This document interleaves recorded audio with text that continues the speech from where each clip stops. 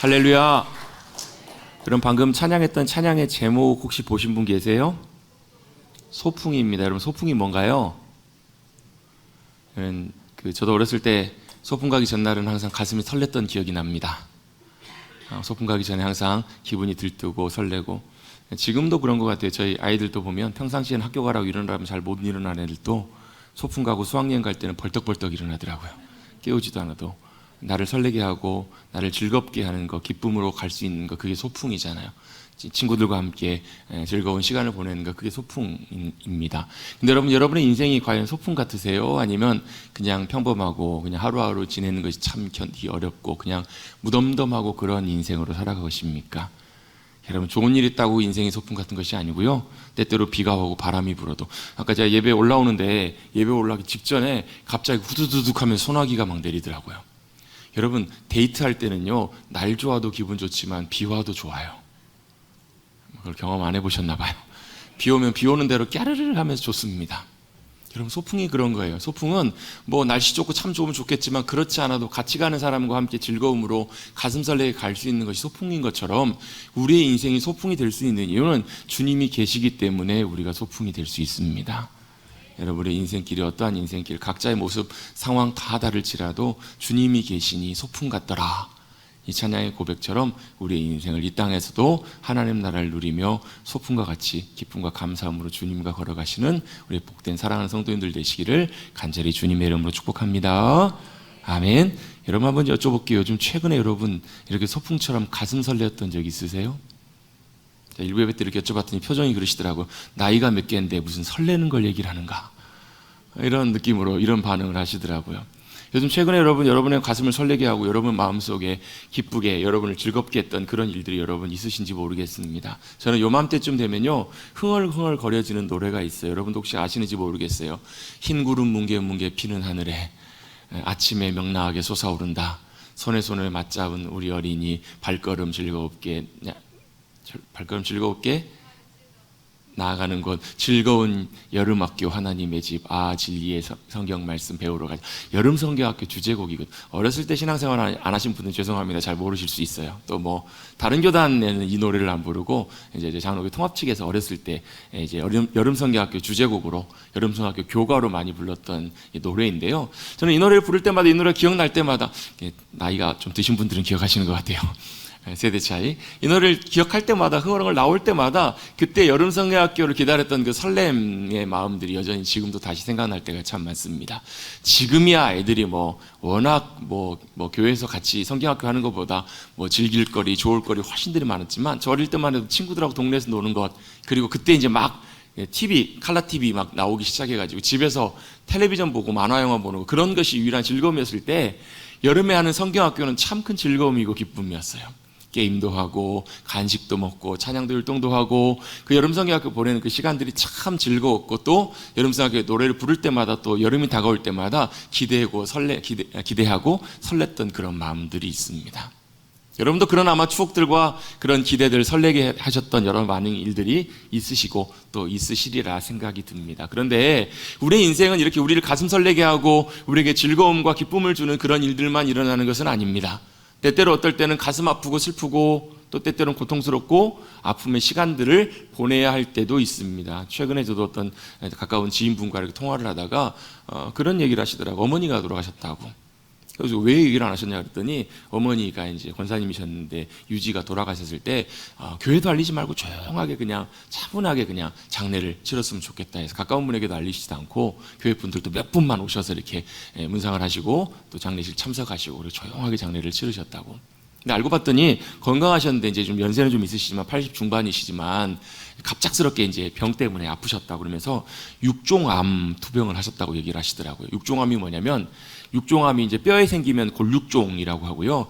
육종암이 암 종류인데 굉장히 좀 희귀한 편에 속하는데, 근육이나 이렇게 조직, 이렇게 혈관이나 이런 데 암이 생기는 거라고. 근데 그게 그러다 보니까 굉장히 이렇게 옆으로 전이가 굉장히 빠르고 위험해서 생존율도 굉장히 낮은, 치료를 하시다가 급속도로 최근에 한 몇 주 전부터 이렇게 안 좋아지셨는데, 폐로 전이가 되시면서 생각이나 의식이나 이런 건 다 굉장히 멀쩡하신데, 폐로가 전이가 되니까 이제 호흡이 안 되셔가지고 한 2주 정도 좀 고생을 하시다가 이제 주님 부르심을 받으셨다고 이런 얘기를 하시더라고요. 그래서 아니 좀 말리시지 그랬냐고 이렇게 제가 그러고 말았었는데, 그러면서 하시는 얘기가 그 손주가, 그러니까 그분의 이제 딸이, 자녀가 이제 몇 년 동안 아르바이트를 해가지고 돈을 모아서 이제 방학 기간에 이제 유럽을 방문하기로 계획했다가 이제 할머니가 아프시다는 이제 그 소식 때문에, 할머니 때문에 안 가겠다고 그랬더니 할머니가 아니 괜찮다고, 괜찮을 거니까 잘 갔다 오라고 이렇게 이제 유럽을 떠났나 봐요. 근데 가서 이제 할머니 걱정이 됐는지 가는 곳마다 할머니 이렇게 좋은 데 있어요, 이렇게 왔어요, 사진과 이렇게 이런 것들을 계속 이제 문자를 보냈나 봐요. 근데 할머니 돌아가신 걸 모르고 있는 거예요.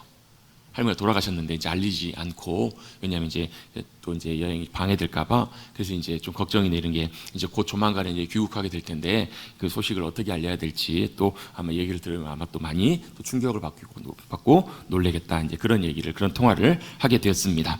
참 그럼에도 불구하고 그분이 마지막 힘든 와중에서도 정말 믿음으로 사는 사람의 본을 보여주시는 것처럼 고통 속에서 잘 이겨내시고 승리하셔서 한편으로는 참 감사하다 하면서도, 그런 일들을 겪을 때마다 저도 뭐 직접적인 일은 아니고 가까이 지내시는 분의 이제 가족의 일이지만 저도 같이 참 마음이 좋지 않고 참 마음이 좋지 않은 그런 것은 사실이었습니다.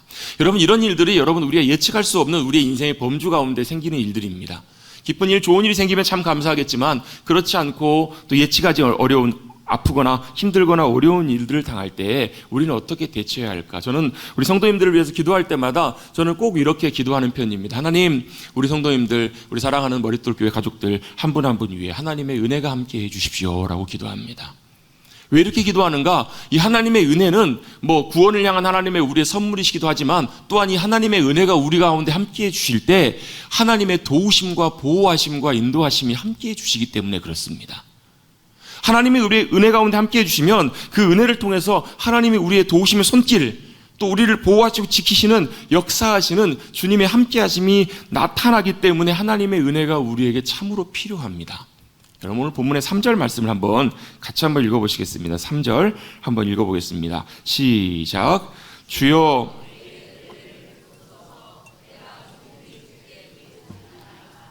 아멘. 오늘 시편 86편은 제목이 다윗의 시라고 나와 있습니다. 다윗이 기도라고 나와 있습니다. 다윗이 기도했던 기도의 내용이 이렇게 기록이 남겨져서 이렇게 우리 가운데 전달되고 있는데요. 무엇이라고 기도하고 있냐면, 하나님 주여 내게 은혜를 베풀어 주십시오. 내가 종일토록 부르짖고 구합니다. 뭘 구하고 있는가? 주님의 은혜. 왜요? 주님의 도우심과 보호하심과 지키심과 인도하심이 필요하기 때문에 다윗도 그렇게 기도하고 있습니다. 4절입니다. 주여 내 영혼이 주를 우러러보니 주여 내 영혼을 기쁘게 하소서라고 이렇게 또 구하고 있습니다. 여러분, 주님의 은혜가 함께 주셔야 여러분 하나님 아버지의 도우심과 보호하심과 인도하심을 우리가 경험하고 살아갈 수가 있습니다.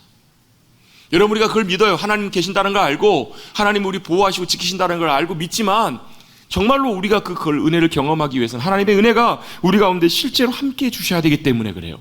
여러분, 우리의 인생 아무도 모르잖아요. 무슨 일이 생길지, 어떤 일이 생길지 우리는 아무도 몰라요. 주님의 은혜를 구한다는 말은 주님, 우리가 주님의 보호하심 가운데 살게 하옵소서, 주님의 도우심과 인도하심 가운데 살게 하옵소서, 이렇게 주님의 도우심과 은혜를 구하고 살아가는 거예요. 최근에도 어떤 분하고 대화를 나누는 중에 제가 그런 마음이 들었습니다. 참 여러 가지로 참 복잡하고 힘드시겠다. 참 여러 가지로 복잡하고 힘든 상황 속에 계시는구나.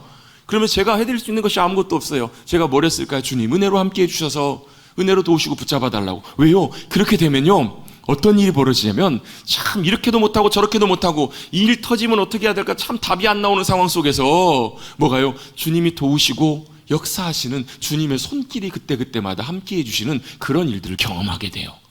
그걸 언제 하는가? 대부분의 경우 보면요, 그 일들이 지난 다음에 보면 알아요. 돌아놓고 보면 어떻게 이 일을 지나갔을까? 어떻게 이 상황들이 됐을까? 그 일이 생기기 전에는 참 걱정하고 염려하고 이렇게 있다가 주님의 은혜가 함께 하셔서 그 일이 지나고 났더니 정말로, 그래서 우리가 그때 고백하는 찬양 있잖아요. 지금까지 지내온 것 주님의 크신 은혜입니다라고 고백할 수 있는 것이 그때그때마다 보이게 보이지 않게 주님의 손길과 보호하심과 도우심이 함께 해주셔서 어떨 때는요, 감당 못한 상황에서도 감당하게 하시는, 그게 바로 뭐라는 거예요? 주님의 은혜라는 것입니다. 여러분, 그 주님의 은혜를 우리가 사모하시고 누리고 살아가시는 성도님들 되시기를 주님의 이름으로 축복합니다. 여러분, 물론 이 은혜가 함께 하신다고 해서 여러분 우리의 삶에 문제가 안 생긴다는 말은 아닙니다. 여러분, 이 주님의 은혜가 함께 하신다고 해서 여러분 어려움이 없고 예상치 못할 아픔과 고통들이 생기지 않는다라는 것은 아니에요. 그런데 여러분, 이런 일들이 만났을 때 주님의 은혜가 함께 하시면 주님께서 그 피할 길을 내시고 감당할 수 있는 지혜와 능력으로 함께 해주시고, 그래서 여러분 로마서 8장에 보면 이런 말씀이 있습니다. 주님께서 그러나 이 모든 일에 우리를 사랑하시는 이로 말미암아 우리가 넉넉히 이기느니라. 뭐라고요? 우리가 이 모든 일이 어떤 일이에요? 감당할 수 없는 일, 또 괴로운 일, 고통스러운 일, 내가 해결할 수 없는 그 모든 일들을 만날 때 우리를 사랑하시는 이 누구세요? 주님이시잖아요. 우리를 사랑하시는 이로 말미암아 우리가 넉넉히 이긴다, 감당한다. 때때로 우리 여러분, 우리 확신반에서 공부하는 승리의 확신 말씀, 고린도전서 10장 13절 말씀처럼 때때로 피할 길을 내시고 감당할 시험만 주시고 감당할 수 있는 능력과 은혜를 주신다. 이것들을 경험하게 하신다라는 거예요. 여러분, 이것이 뭐예요? 이것이 바로 하나님의 은혜를 경험하는 삶이고, 이 하나님의 은혜 가운데 살아가는 사람은 이렇게 고백합니다. 뭐라고 고백하는가? 하나님이 진짜 내 힘이 되십니다. 하나님이 내 도움이 되십니다. 방패가 되십니다. 위로가 되십니다. 보호가 되십니다. 이렇게 고백하는 삶을 산다라는 거예요. 여러분, 이 고백을 누가 했어요?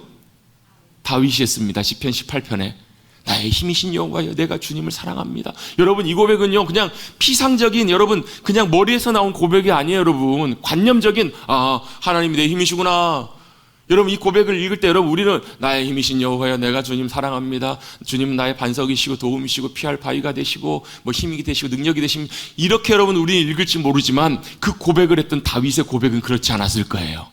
그의 고백은 그냥 지식으로 머리로 나온 하나님이 내 힘이시구나 이 고백이 아니라 그의 삶 가운데 은혜로 함께 하셨던 주님의 놀라운 역사하심을 경험하고, 정말로 주님이 내 힘이 되셨구나, 내 반석이 되셨구나, 이걸 경험한 그 실제 삶의 경험이고 그의 고백이었을 거예요. 여러분, 우리가 인생 살아가면서, 특별히 신앙생활하면서, 믿음으로 살아가면서 이 은혜를 경험하지 못하고 살아가면요, 우리의 신앙생활은 형식적인 이론뿐인 신앙생활이 돼요. 무슨 말이냐면, 하나님 살아계신다는 것도 알고, 하나님 나 사랑하신다는 것도 알고, 하나님 함께 하시면서 도우신다는 것도 아는데 그냥 그 머릿속에 있는 이론이에요. 이론, 지식이라고요. 지식. 이걸 여러분 우리의 삶에서 경험하지 못하면 우리의 신앙생활이 형식적이 돼요. 그냥 교회만 왔다 갔다 하는 그런 신앙생활에 그치게 된다고요. 다윗은 오늘 기도 가운데서도 그렇게 똑같이 고백합니다. 10절입니다. 무릇 주는 위대하사 기이한 일들을 행하시오니 주만이 하나님이시나이다. 신이다. 뭐라고요? 하나님만이 참 하나님이시다는 것을 그가 중심으로 그의 삶으로 고백하고 있어요. 8절에도 주여 신들 중에 주와 같은 자가 없사오니 주의 행하심과 같은 일도 없나이다. 뭘요? 모든 신 가운데 하나님이 자신의 참 하나님이심을, 하나님만이 진짜 하나님이심을 그가 경험하고 고백하고 있는 거예요. 여러분, 우리도 이 다윗의 고백처럼 하나님이 우리의 참 하나님이시고 하나님밖에 없으십니다. 주만이 우리 하나님 되시고 우리의 삶의 모든 상황 속에서 일하시는 하나님, 역사하신 하나님이십니다. 이렇게 고백할 수 있게 되시기를 간절히 바랍니다. 이걸 경험하게 될 때 하나님 내 힘이십니다. 여러분, 육신이 힘이 나려면 뭐 해야 돼요? 여러분, 아마 이번 주 중에 중복이죠. 그래서 지난주 월요일 날이 초복이었고, 그죠? 초복에 여러분 몸보신 못하신 분, 중복에는 여러분 꼭 맛있는 거 드십시오. 제가 사드리면서 이런 얘기들을 해야 되는데, 뭐 삼계탕을 드시든 아니면 여러분 몸에 꼭 좋은 거 드십시오. 왜요? 여름 나려면 몸에 뭐가 있어야 돼요? 힘이 있어야 하잖아요. 기운이 있어야 하잖아요. 여러분, 육신은 몸에 힘이 없을 땐 여러분 잘 드시고 잘 쉬시고 잘 컨디션 조절하시고 잘 관리하시면 몸에 힘 회복돼. 안 되면 여러분 가서 링겔이라도 맞으시면, 여러분 수액이라도 맞으시면 몸에 힘이 나잖아요. 그죠? 그래요. 몸은 그래요. 몸은 좋은 거 잘 먹으면 힘이 납니다. 그런데요, 마음은 그렇지는 않은 것 같아요. 마음은요, 몸은 컨디션은 좋은데 마음이 걱정, 근심이 가득하고 염려가 가득하면 몸은 컨디션이 좋아도 여러분 어때요? 참 힘들어요. 몸은 아무 이상이 없는데 마음이 걱정이 가득하고 마음이 무너지면 여러분 힘이 쭉 빠져요. 그럼 마음은 어떻게 해야 힘이 나는가? 마음은요, 내가 원하는 좋은 일들이 생기고 기쁜 일들이 많이 생기면 마음이 힘이 나요. 행복한 일들이 생기고, 여러분 누군가 와가지고 여러분 손 꽉 잡아주면서 그냥 손만 잡아주는 것이 아니라 돈도 딱 지워주면서 힘내라고, 그럼 어때요? 힘이 나요. 마음이 어때요? 낙심해 있다가 갑자기 생각지도 않았는데 안 붙을 것 같았는데 합격. 여러분 뭐 별로 기대도 안 하고 있었는데 샀던 로또가 샀더니 50만 원. 별로 기쁨이 안 되시려나요? 어젠가는 보니까 뭐 정확히는 못 봤는데 1등 당첨금이 뭐 5억인가 6억밖에 안 됐다고. 요즘 1억 돼도 여러분 인생 역전은 뭐 꿈도 이제 못 꾸는 시대인 것 같아요. 5억이면 여러분 요즘 지방의 집안채가 뭐 비싼 건 5억 정도 되잖아요. 여러분, 그런 일들이 생길 때 우리의 마음이 어떻다고? 힘이 생긴다고요. 기쁜 일, 좋은 일이 생기면 마음이 힘이 생겨요. 그런데 마음은 그렇게 힘을 얻을 수 있는데요, 그 마음 깊은 곳에 있는 우리의 본질, 하나님 우리를 만드실 때 흙으로 사람을 만드시고 그 안에 하나님의 영, 호흡을 불어넣으셔서 생기게 된 하나님의 생명의 공간, 우리의 영혼은, 여러분, 기쁜 일, 좋은 일이 생겨도 우리의 영혼이 힘이 안 나요. 왜요? 우리의 영혼은 하나님께서 만드셨기 때문에 하나님께서만 우리에게 힘을 채우시고 공급하시고 역사해 줄 수 있는 공간인 거예요. 그래서 여러분, 다 얻어도요, 몸도 건강하고 세상에 얻을 것 다 얻었는데 없는 것 없이 다 있는데 어때요? 마음이 여러분 어때요? 채워지지 않는 것, 여전히 공허한 이유는 뭐예요? 우리의 영혼이 채워지지 않아서 그래요. 우리의 영혼은 하나님만이 채우실 수 있는, 하나님께서만 힘을 주실 수 있는 공간이에요. 그래서 여러분, 아까 우리 예배 시작하면서 제가 이사야 40장 말씀 읽었습니다. 어떤 말씀이에요? 하나님 피곤치 않으시고 능력이 많으시고 주님 역사하시는 분이셔서 어떻다고요? 오직 여호와를 앙망하는 자는 새 힘을 주신다고요. 새 힘을 얻으리니 독수리가 날개치며 올라감과 같이 새 힘을 얻을 거라고. 여러분, 독수리 날개치며 올라간 거 보신 적 있으세요? 저는 자연에서 본 적은 없어요. 동물원에서 봤어요. 근데 동물원에서 봤는데도 깜짝 놀랐어요. 왜요? 저는 옆에서 모르고 있다가 다른 옆에 공간 지나고 있었는데 독수리가 날개치면서 훅 지나가는데 뭐가 지나가 큰일 난 줄 알았어요. 독수리가 날개치니까요, 날개치 소리를 난 바람과 공기가 생각보다 굉장히 강력하더라고요. 힘있게 날아오르는 독수리처럼 우리의 영혼이 그렇게 날아오르게 하신다라는 거예요. 그래서 우리 아까 교동문에서 읽었던 것처럼 뭐예요? 주님께서 은혜 가운데 함께 하실 때 우리의 영혼을, 내 청춘을 독수리같이 하사. 여러분, 우리의 영혼이, 우리의 육신은 나이가 들어서 힘이 없어도요, 우리의 영혼에 하나님께서 힘을 주시면 어떻다고요? 독수리처럼, 청춘처럼 일어나게 하신다고요. 여러분의 영혼이 하나님께 주시는 영혼의 새 힘으로 청춘이 되시기를 주님 여러분 축복합니다. 뭐예요? 주님께서 우리의 영혼에 힘을 주시면 그렇다고요. 그래서 그 영혼의 힘을 얻은 사람은요, 쓰러져도 소생해서 일어나요. 우리 인생에 기뻐할 일이 없는데도 불구하고 기쁨으로 일어난다고요. 그래서 시편 기자 다윗은요, 뭐라고 고백하냐면, 주님, 제 영혼에 간절히 바라는 것이 있습니다. 주님, 제 영혼에 주님께서 은혜와 새 힘으로 공급해 주십시오.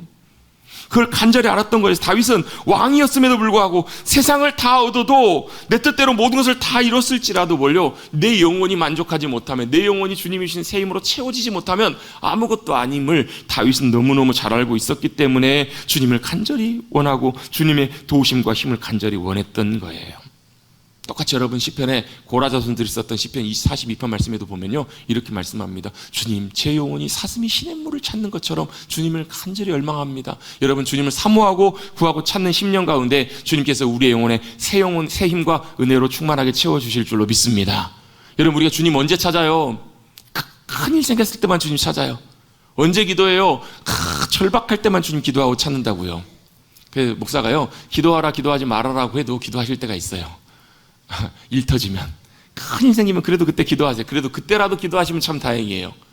그때라도 주님의 은혜와 도우심을 구해야 되니까. 근데요, 그럴 때만 간절히 찾는 것이 아니라, 그리고 문제 딱 해결되고 나면요, 그때부터 어때요? 입 싹 닦아요. 그때부터는 간절함이 싹 사라져요. 그게 아니고 어때요? 평상시에도, 그럴 때에도 주님, 우리의 영혼이 주님의 은혜로, 주님의 힘으로 충만하게 채워지기를 원합니다. 왜? 그렇게 되면요, 밥 안 먹어도 배불러요. 그건 좀 오바인 것 같고, 그래도 밥은 먹어야 될 것 같고, 그 기뻐할 일이 없는데도 기뻐한다고. 사도 바울이 빌립보 감옥에서 그렇게 주님을 찾고 예배하고 구하는 와중에 어떻게 해요? 그곳에서 임하시는 주님을 경험하잖아요. 그래서 뭐예요? 내가 부자도 상관이 없고 가난해도 처할 줄도 알고 내가 주님 안에서 모든 것을 할 수 있습니다라고 고백했던 이유가 뭐예요? 그의 영혼이 주님이 주시는 힘과 은혜로 충만하게 채워졌기 때문에 그래요.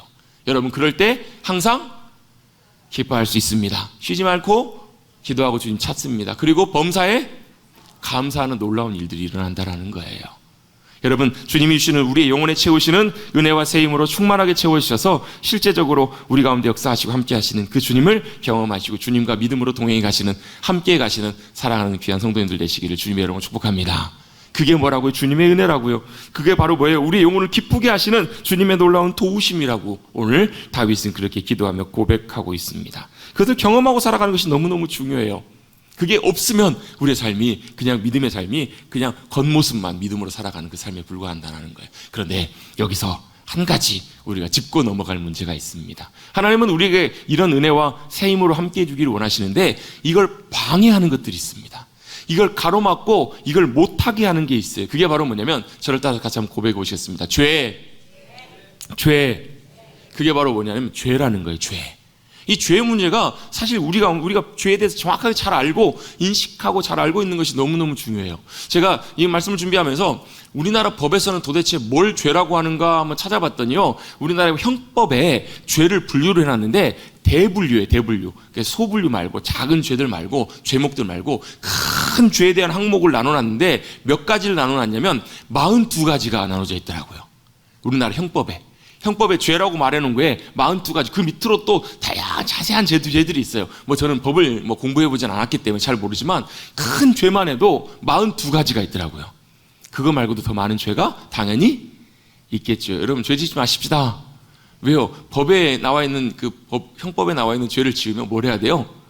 처벌을 받아요. 처벌을 받기 때문에 당연히 죄는 짓지 않아야 돼요. 그런데 여러분, 국가의 법을 어기지 않고 잘 지키는 것도 중요하지만, 여러분, 우리 믿음으로 살아가면서 우리 죄의 문제가 더 중요한 이유는 바로 뭐냐면, 성경에서 말씀하고 있는 죄가 무엇인지를 우리가 잘 알고 그걸 어떻게 해야 되는지를 분명히 알고 있어야 여러분, 우리의 삶에 하나님과 함께 승리를 누리고 살아가는 삶에 여러분, 우리의 길들을 잘 알아갈 수 있기 때문에 중요한 거예요. 여러분, 성경에서는 뭘 죄라고 하는가? 성경에서는 뭘 죄라고 할까요? 제가 인공지능에 한번 물어봤어요. 챗GPT에다 물어봤더니요, 야, 인공지능 대단하더라고요. 성경에 나와 있는 핵심적인 내용들을 싹 정리해가지고 설명해줘요. 궁금하시면 여러분 집에 가서 한번 물어보십시오. 챗GPT에다가 정확하게 얘기하는데, 첫 문장이 뭐냐면, 죄는, 성경에서 말하는 죄는 하나님과의 관계에서 벗어나는 것, 이게 죄라는 거예요.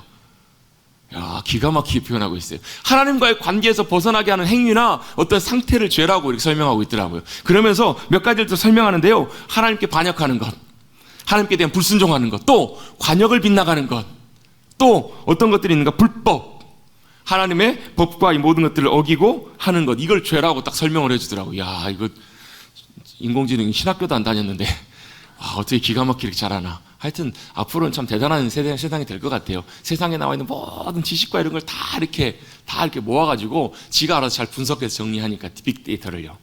그런 시대인 것 같아요. 근데 정말 정확한 부분을 잘 짚고 있는 것 같아요. 성경에서도 죄를 뭐라고 하냐면, 죄라고 하는 단어에 구약 히브리어의 하타, 또 신약 헬라어의 하마르티아 두 단어가 의미하는 공통적인 의미가 있는데, 그게 바로 뭐냐면 관역을 빗나가다라는 말이 있어요.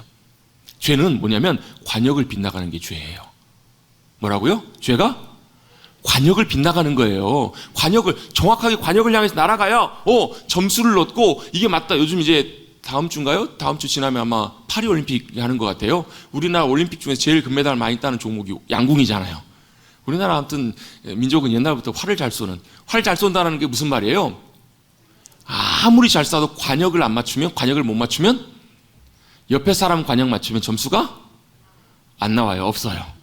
제가 군대에 있을 때 사격을 많이 해본 편은 아닌데 몇 번 사격 훈련을 했는데, 저는 행정 업무 주로 보다 보니까 사격을 많이 못했는데, 기억에 남는 사격 훈련이 있어요. 언제냐면 야간 사격을 하는데, 밤에 깜깜할 때 달도 없을 때 진짜 칠흑 같은 어둠 속에서 사격 연습을 하는 거예요. 이제 표적을 보여주고, 처음엔 총 쏘기 전에 불을 비춰줘요. 자, 여기가 네 관역이다. 잘 확인하라고, 잘 쏴라. 그리고 불을 꺼요.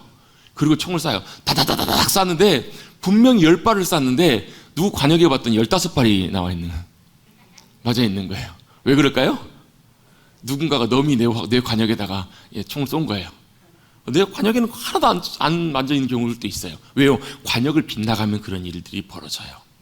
여러분, 이게 별것 아닌 것처럼 보이지만 사격은 점수이고, 양궁 같은 경우에는 경기에 지면 되지만, 여러분, 만약에 전쟁터에서 여러분 내가 쏴야 될 목표물을 잘못 쏘게 되면, 여러분 잘못하면 아군이 맞는 경우도 생겨요. 무고한 희생이 생기기도 합니다. 그게 죄의 무서운 점이에요. 죄가요, 분명히 가야 될 곳을 빗나가기 시작하면서 그때부터 죄의 결과들이 생깁니다. 아무것도 아닌 것처럼 보이지만 그 죄 때문에 많은 일들이 생겨요. 여러분, 다윗이 지었던 그 죄 하나 때문에 여러분 어마어마한 일들이 일어났던 걸 성경이 우리에게 설명해줘요. 그만큼 여러분, 우리는 죄에 대해서 분명하게 인식하고 있어야 돼요. 여러분, 우린 죄하면 살인죄, 폭행죄, 절도죄 이런 것들만 생각하지만, 또 뭐가 있어요? 도덕적인, 윤리적인 죄들도 있어요. 거짓말하는 것, 남을 기망하는 것, 여러분 사람을 속이는 것, 양심을 속이는 것, 그것들도 다 죄예요, 아니에요? 죄예요, 아니에요? 죄예요, 죄. 여러분, 형벌로 처벌받지는 않지만 그것들도 다 윤리적인 의미에서는 빗나간 것들이에요. 죄예요. 더 중요한 것은 우리가 하나님의 길과 하나님의 법을 빗나간 모든 것들이 다 죄라고 말씀하고 있어요. 그래서 여러분 우리가 죄의 의미를 설명할 때 가장 중요하게 우리 성경적으로 붙들고 정리해야 되는 가장 중요한 것이 이것입니다. 바로 뭐냐면 죄의 본질은 자기중심성이에요. 여러분 자기중심성이란 말은 이기적이란 말이 아니에요. 여러분 물론 이기적이란 말들도 있지만 자기중심성이란 말을 한마디로 정리해보면 하나님의 관역이 아니라 자기 관역 만들어 놓고 사는 것이 바로 죄라는 거예요. 여러분 죄가 어디서부터 시작했는지 성경에서는 창세기 3장 그 선악과 사건을 우리에게 가르쳐 줍니다. 선악과가 뭐예요? 선악과 열매를 따먹은 거잖아요. 근데 그게 왜 죄가 되는가? 선악과를 따먹는 사건은 하나님께서 말씀해 놓으신 관역이 아니라 이제는 내 관역 만들어 놓고 살겠다라는 거예요. 그래서 뭐예요? 내가 원하는 관역 만들어 놓고 거기 싹 맞추면 행복해요. 그렇죠, 여러분? 여러분이 원하는 것 여러분대로 이루어지면 기분 좋으세요, 안 좋으세요? 얼굴 좀 피십시다. 오늘 이렇게 다 안 좋은 일만 생기고 오신 분들 같으세요. 우환이 있으십니까? 여러분, 내가 만들어 놓은 관역, 내가 원하는 관역에다가 맞추면 그대로 되면 어때요? 기분이 좋아요. 그렇죠, 여러분? 그걸 행복하다고 생각한다고요. 안 맞으면 불행하다고 생각해요. 그게 뭐라는 거? 그게 자기중심성이에요. 그게 왜 죄가 되는가? 하나님은 이 세상 모든 것들을 만드실 때 하나님의 질서대로 하나님께서 가장 복되고 귀한 대로 만들어 놓으셨는데 그걸 누가요? 인간이 자기들 마음대로 이게 아니라고, 이게 맞다고 이걸 만들어 놓은 것이 바로 자기 관역이고 자기 중심성이 이게 바로 죄이기 때문에 그런 거예요. 여러분 그래서 우리가 죄에 대해서 인식한다라고 하는 것은 먼저 이걸 인식하고 깨닫는 거예요. 하나님의 법이 뭔가, 하나님의 관역이 무엇인가, 어느 방향으로 가고 어디로 조정돼야 되는가, 어디를 맞추고 어디를 향해야 되는가, 이걸 깨닫고 아는 것이 여러분 우리가 죄에 대해서 죄의 문제를 해결하고 극복해내는 가장 중요한 길이고 방법이라는 거예요. 그걸 가장 하기 위해서 우리가 제일 먼저 알아야 될 것, 제일 중요한 게 바로 뭐예요? 말씀이에요, 말씀. 물론 말씀은 당연히 성령님의 역사하심과 함께 갑니다. 지난 주간에 우리 월요일부터 금요일까지 우리 성경통독 사경회를 진행을 했습니다. 저는 성경통독 사경회를 하면서 제가 개인적으로 제일 좋아요. 제가 참 좋아요. 일주일 시간 동안에 저녁 시간이지만 3시간 동안 또 그걸 준비하는 시간을 가지면서 말씀과 함께 말씀 안에 푹 들어가는 잠기는 생각, 그런 느낌과 마음이 들어요. 여러분 우리가 죄에 대해서 인식할 때 제일 중요한 것은 그것이 죄다, 이것이 문제다, 이것이 잘못된 것이다 알고 깨닫게 하시는 하나님의 말씀이 우리 안에 들어오고 자리 잡고 역사하고 그것이 우리 가운데 깨닫게 해주셔야 돼요. 그걸 모르면 여러분 우리가 그게 죄인지 문제인지 전혀 모른다고요. 그것이 죄다는 것을 우리가 분명히 알고 깨닫는 자리에서부터 우리가 여러분 이 죄에 대한 인식과 해결책의 길들을 우리가 찾아가게 된다라는 거예요. 여러분 하나님의 말씀이 우리 안에서 살아서 역사할 수 있게 되기를 주님의 여러분 축복합니다. 이걸 여러분 알아야 돼요. 여러분의 삶 가운데 알 수 없는 여러 가지 답답함, 여러 가지 문제들이 생겼다면 여러분 제일 먼저 확인해 봐야 될 것이 이거예요. 혹시라도 우리의 관역이 하나님으로부터 빗나가질 않았는가? 벗어난 부분들은 없는가? 내 생각을 통해서, 마음을 통해서, 내 말과 행동과 계획과 의도들을 통해서 하나님으로부터 빗나간 것이 없는가? 왜? 이것이 빗나가기 시작하면 하나님의 은혜가 사라지기 시작해요. 하나님의 영광과 도우심과 역사하심들이 거쳐지기 시작하거든요. 그래서 우리가 우리의 일들을 하기 시작하는 거예요. 여러분 이것을 알고 인식하는 것들이 참 중요합니다. 자, 죄에 대해서 이제 제가 간단하게만 설명을 드릴 텐데요. 죄는 크게 여러분 두 가지로 좀 나눠서 좀 생각할 필요가 있습니다. 어떻게 나눠 생각하냐면 첫 번째는 하나님을 알지 않고 믿지 않는 불신자들에게 있어서의 죄. 또 한 가지는 주님을 믿는 그리스도인들에게 있어서의 죄. 이 두 가지로 좀 분류를 해서 우리가 좀 나눌 필요가 있습니다. 그렇다고 여러분 죄가 다르다는 건 아닌데 여러분 이 두 신분, 두 부류에 있어서 죄를 다루고 죄에 대해서 인식하는 부분들이 좀 달라질 수 있기 때문에 그래요. 자, 먼저 하나님을 알지 못하는 사람들, 예수님 믿지 않는 사람들에게 이 죄는요, 죄의 삭시 사망이 돼요. 죄 때문에 결국 죽고요. 죽은 다음에 뭐가 있냐면 심판이 따라와요. 왜요? 죄에 대한 대가를 다 치러야 되기 때문에 그래요. 여러분 그 복음을 전하다 보면 복음 전문에 전도폭발에서 나온 복음 전문에 보면 죄를 설명하면서 우리가 보통 얼마만큼 죄를 짓는가, 우리 죄인인 것을 증명하면서 이렇게 설명해요. 여러분 하루에 몇 번이나 죄를 지으세요? 이 죄가 뭐 사람 때리는 것, 뭐 법에서 말하는 그 법만 어기는 것 말고도 여러분 뭐예요? 우리 생각으로, 마음으로, 우리의 말로 짓는 모든 죄, 또 해야 될 것을 안 하는 죄, 이 모든 것까지 다 죄라고 치면 여러분 몇 번이나 죄를 지으세요? 저는 몇 번이나 죄를 지을까요? 예? 저도 수없이 많은 죄를 지어요. 여러분 몇 번이나 죄를, 여러분 이번 주 가셔가지고 월요일부터 한번 토요일까지 하루에 내가 몇 번이나 죄를 지었는지 한번 여러분 한번 표시를 한번 해보세요. 몇 번이나 지었는지. 정자로, 바를 정자로. 몇 번이나 그러실 것 같으세요? 평균. 너무 헤아릴 수 없어가지고 생각조차 하기 싫으시는 것 같아요. 아무튼 많아요. 근데 여러분 한번 예를 들어서 하루에 한 3번 정도씩만 죄를 짓는다고 하면 90평생을 살면 몇 번 정도 죄를 짓냐면 9만 번 정도 죄를 짓습니다. 9만 번. 여러분 9만 번 죄를 지으면 많은 거예요, 적은 거예요? 여러분 우리나라 형법 체계는요, 죄를 지으면 그 죄가 여러 번 많이 지어도 여러분 큰 죄를 기준으로 해가지고 더 중한 죄, 중한 벌이 있으면 이게 병합이 됩니다. 병합이 되고 이 큰 죄를 지은 이 형벌을 가지고 기준으로 쳐요. 그러니까 작은 죄들은, 그보다 작은 죄들은 형벌에 이렇게 안 들어간, 예를 들면 10년형을 받았다 그러면 5년짜리 죄는 그 안에 포함되어 있는 그런 것들이 많아요. 근데 미국과 같은 데는요, 형법 시스템이 좀 달라요. 그래서 10년이든 5년이든 다 더해져요. 그래서 미국은 큰 죄를 지으면 뭐 몇 년형 나와요? 뭐 500년형 나오잖아요. 이게 그래서 그렇게 된 거예요. 여러분 만약에 우리가 우리 죄 지은 데에 대해서 9만 번만 지었겠냐고요. 그 죄에 대해서 여러분 우리가 형벌을 받아야 된다면 몇 년이나 받을까요? 몇 년이나 벌을 받아야 될까요? 제가 알려드릴까요? 영원토록. 영원토록 그 죄에 대한 대가를 치러야 한다고. 그래서 그걸 뭐라고? 영벌이라고. 영벌. 여러분 이 죄의 문제를 해결하지 못하고 여러분 우리가 죽음을 맞이하게 되면 어떤 문제가 생기는가? 우리 죽음 다음에 반드시 성경은 말씀합니다. 죽음 후에 심판이 우리를 기다린다고. 무슨 말이냐면 재판을 받는단 말이에요. 우리의 죄에 대해서 재판을 받고 형벌을 받는데 그 죄에 대한 형벌이 뭐예요? 영원한 심판이라는 거예요. 그 문제 다 해결할 때까지 영원한 벌 가운데, 영벌 가운데 우리는 고통받을 수밖에 없는 우리들을 주님이 어떻게 하셨다고요? 사랑하셨다고요. 그래서 어떻게 하셨다고요? 사랑하셔서 그 문제에 대한, 그 죄의 문제에 대한 해결책을 우리에게 주셨다고요. 그게 뭐예요? 하나님이 세상을 사랑하사, 이처럼 사랑하사 독생자 예수 그리스도를 우리에게 주셨다는 거예요. 그래서 이는 그를 믿는 자마다 멸망치 않고 영생을 얻게 하려 함이라. 왜요? 예수님 믿는 게 우리와 무슨 상관인데요? 우리 죄의 문제와 무슨 상관인데요? 예수님 이 땅에 오신 목적이 뭔데요? 저와 여러분의 죄를 짊어지시고 그 죄의 문제를 해결하기 위해서 이 땅에 오셨다는 거예요. 아멘. 그게 복음이에요.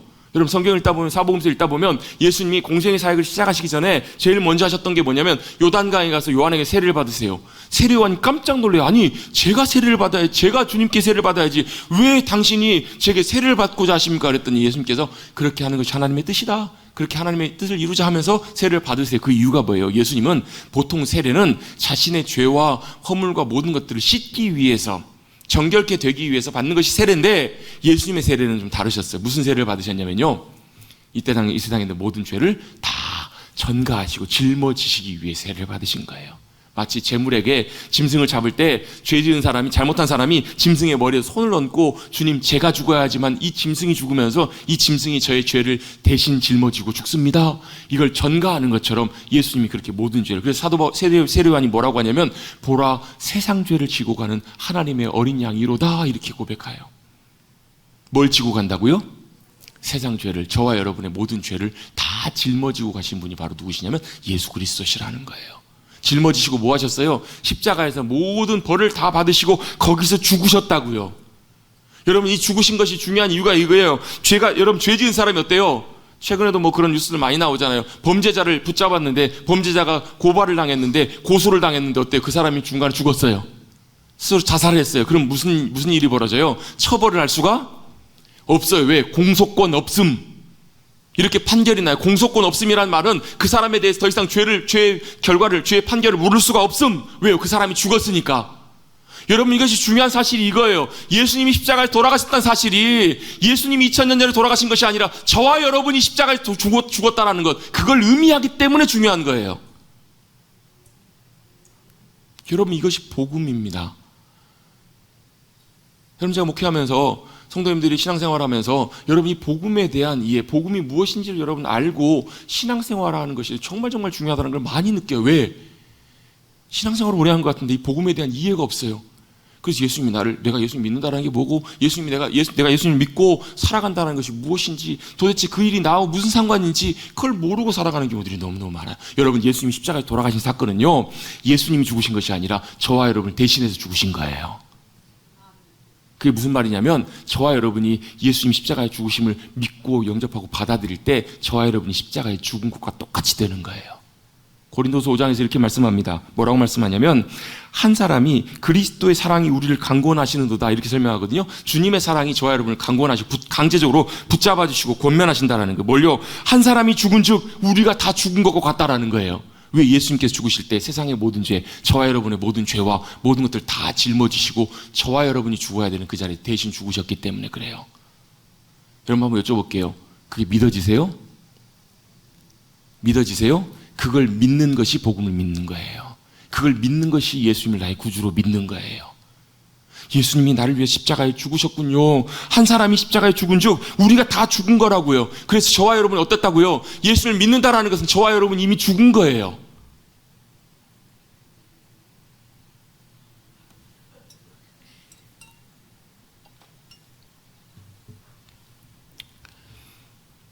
여러분, 예수님께서 2000년에 십자가에 죽으신 사건을 통해서 저와 여러분이 이미 그곳에서도 죽었음을 여러분 고백하시고 믿을 수 있는, 안 믿겨도 여러분 믿는 게 복음이에요. 내가 그 자리에 있었던 것도 아니고 내가 그걸 보았던 것도 아니지만 예수님께서 2000년 전에 나를 위해서 나의 죄를 다 감당하시고 죽으셨구나, 그걸 믿고 받아들이는 게 뭐냐면 영접하는 거예요. 그래서 영접하는 자, 곧 그 이름을 믿는 자들에게는 하나님의 자녀가 되는 그런 권한, 권세를 주셨다는 거예요.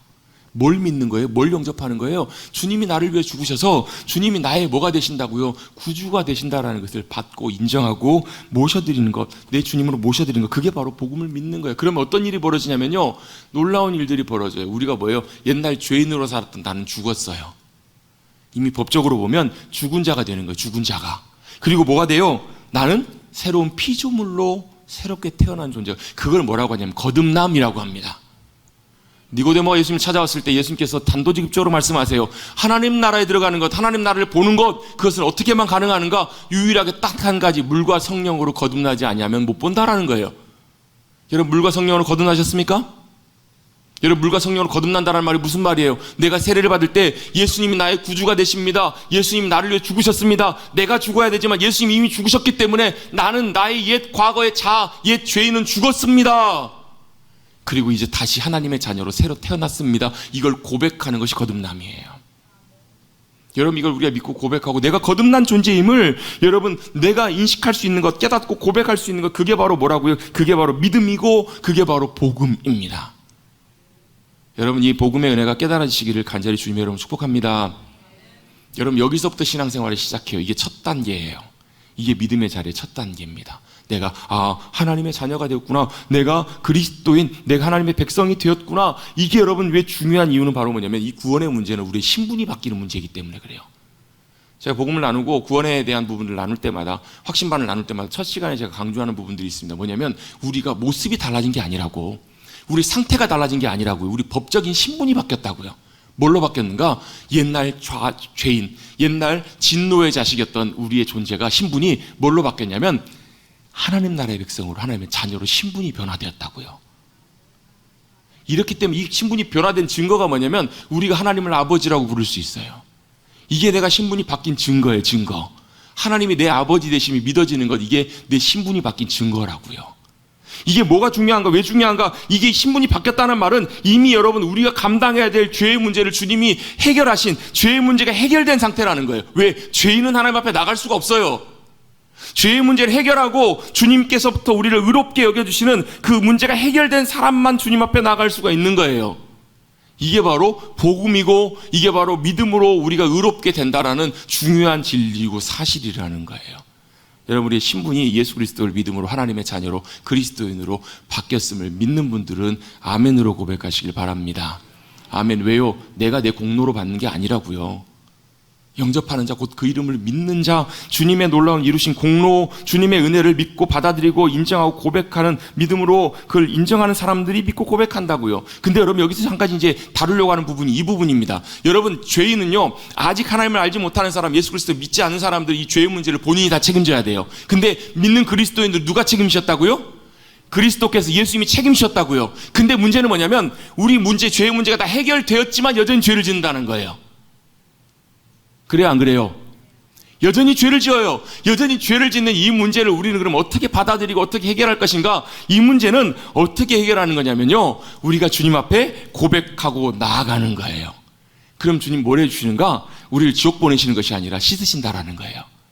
우리의 죄를 용서하시고 정결케 해주신다고. 왜? 그 죄가 하나님과 우리 사이를 끊는 것이 아니라 방해하기 때문에 그래요.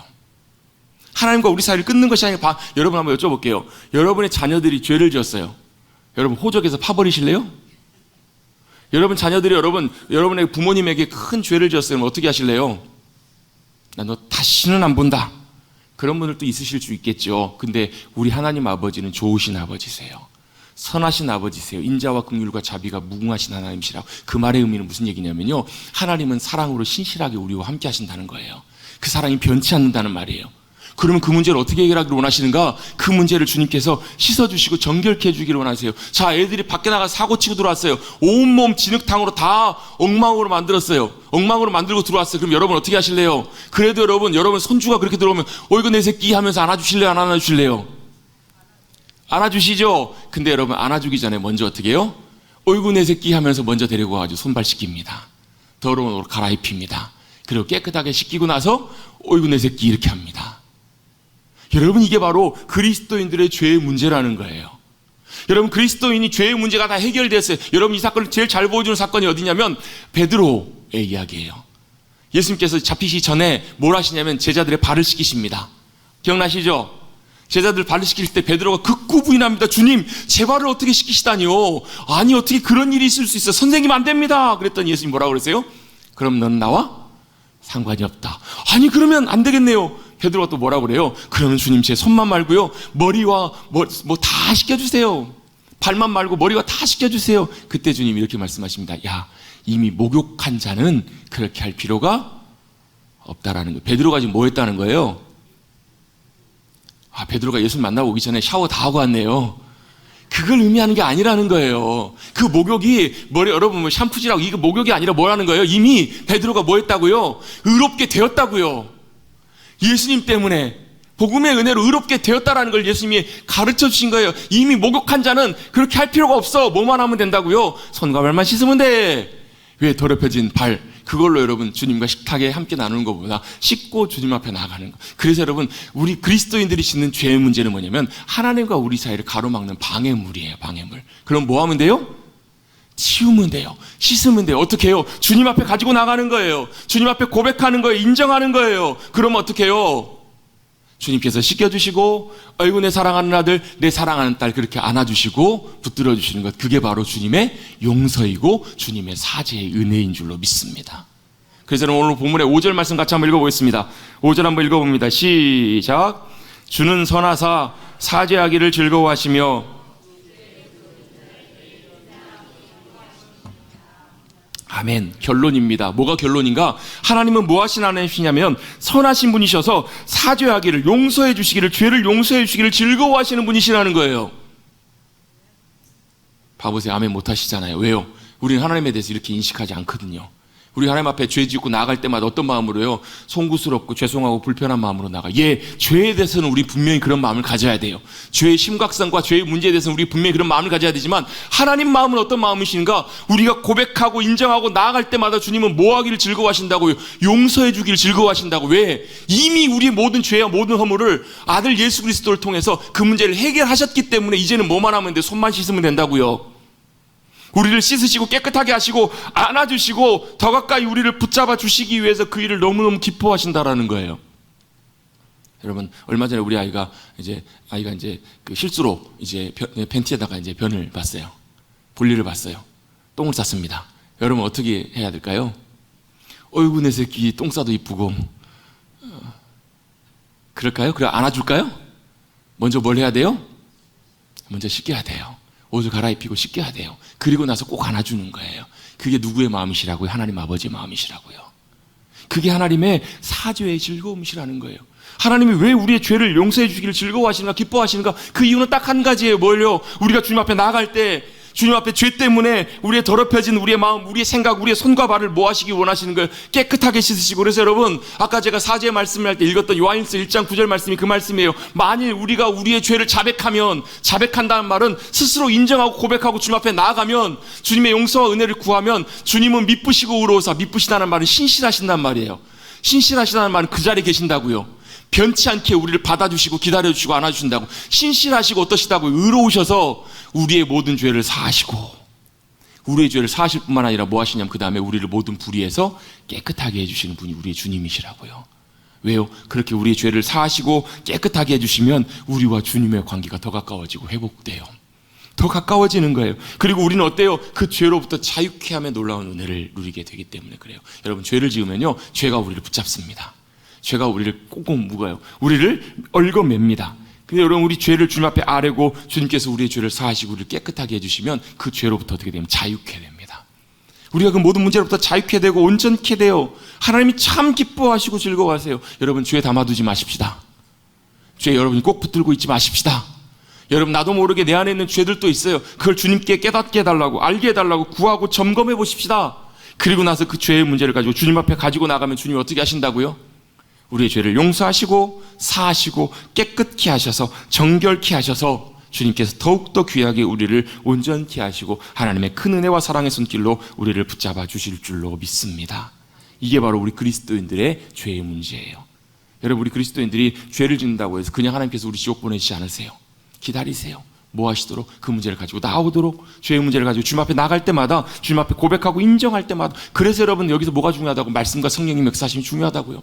무엇이 죄인지, 무엇이 빗나갔는지, 우리의 중심의 마음의 관역이 어디서 빗나갔는지, 지금 내가 어느 길로 가고 있는지, 내가 빗나간 길들은 있지 않는지, 내가 무엇이 문제인지, 하나님 기뻐하시지 않는 것들이 무엇인지, 여러분, 우리가 그걸 깨닫고 알게 되어서 여러분, 그 말씀이 우리 가운데 역사해 주셔서 우리를 지켜주시고 붙잡아 주시는, 또 우리가 그 모든 죄로부터 자유케 되는, 깨끗게 되는 귀한 은혜를 누리시는 사랑하는 성도님들 되시기를 간절히 주님의 이름으로 축원합니다.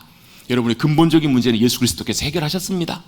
그리고 우리가 여전히 남아있는 우리의 죄의 모습들, 죄에 넘어지는 연약함들, 그거 여러분 주님 앞에 믿음으로 가지고 나가실 때 주님이 고치시고 새롭게 하시고 정결케 하셔서 마치 여러분 더러워진 아이 깨끗하게 씻기고 다시 안아주는 엄마와 아빠처럼 주님께서 저와 여러분을 그렇게 안으시고 붙잡아 주시고 놀라운 생명의 은혜의 자리로 이끌으시고 승리케 해 주실 줄로 믿습니다.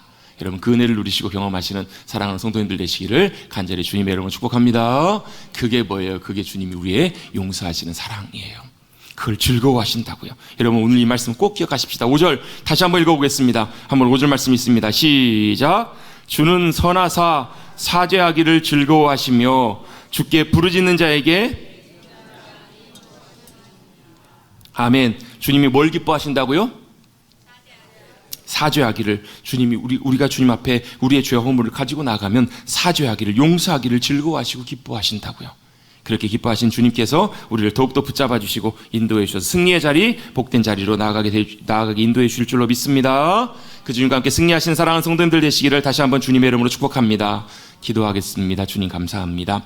7월의 무더위, 또 장마, 또 계속 무덥고 후덥지근한 날씨를 보내는 우리들에게 주님께서 여전히 함께 하시고 보이게 보이지 않게 은혜의 손길로 붙드시고 인도하고 계신 줄로 믿습니다. 우리의 삶의 자리에서 그 주님의 은혜의 도우심, 보호하심과 지키심과 인도하심을 맛보며 누리며 살아가는 우리 사랑하는 성도들 우리 모두가 되게 하여 주시옵소서. 특별히 하나님 아버지, 그 주님의 은혜와 도우심을 가로막고 방해하는 죄의 문제들, 우리가 죄가 무엇인지를 분명하게 깨닫고 알고 주님 앞에 고백하고 인정하고 나아가 그 죄의 문제를 해결받고 용서하시고 우리를 깨끗게 하시는 주님의 놀라운 사죄의 은혜를 누릴 뿐만 아니라 주님의 큰 은혜와 사랑을 경험하고 주님과 함께 주님 품에서 주님 손 붙잡고 믿음으로 담대하게 나가는, 승리하며 나가는 복된 인생 우리 모두가 되게 하여 주시옵소서. 늘 성령님께서 붙잡아 주셔서 인도하시고 역사해 주시고 승리케 해주실 것을 믿고 의지하오며 감사드리며 예수님의 이름으로 기도드리옵나이다.